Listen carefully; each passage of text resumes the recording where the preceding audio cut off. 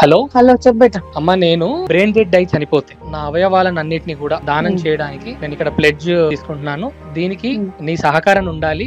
Okay బేట, మనం చనిపోయి నలుగురిని బతికించడం అనేది చాలా మంచి పని. నీ నిర్ణయమే నా నిర్ణయం. Thank you mummy, thank you so much mummy. Bye. ఎంతో మంది బ్రతుకున్న నాళ్ళు ఆదర్శంగా నిలబడే వారిని చూశాం, కానీ చనిపోతూ కూడా అందరికీ ఆదర్శంగా నిలబడ్డాడు.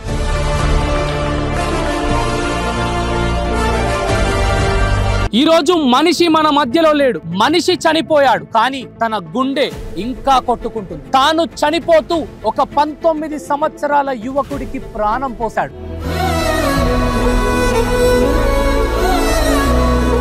మనిషికి సావొస్తుందేమో గానీ మనం చేసే మంచికి కాదని చెప్పి శ్రీకాంత్ మరణం ద్వారా అది తెలుస్తా ఉంది.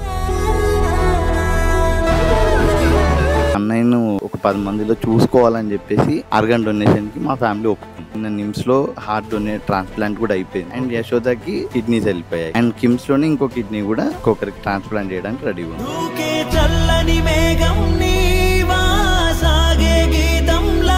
అన్నా శ్రీకాంత్, నువ్వు యాడున్నావో తెలియదు, కానీ నీ చావు ఈరోజు నా గుండెను కదిలించింది. నీ చావు ఎంతో మందికి నిదర్శనంగా నిలబడింది.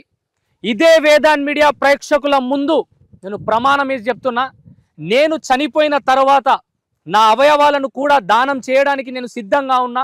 నా బాడీని కూడా నేను చనిపోయిన తర్వాత పూడ్చొద్దు, కాల్చొద్దు, నా బాడీని కూడా ఉస్మానియా మెడికల్ అండ్ రీసెర్చ్ అనాలిసిస్కి నేను ఇవ్వడానికి సిద్ధంగా ఉన్నా.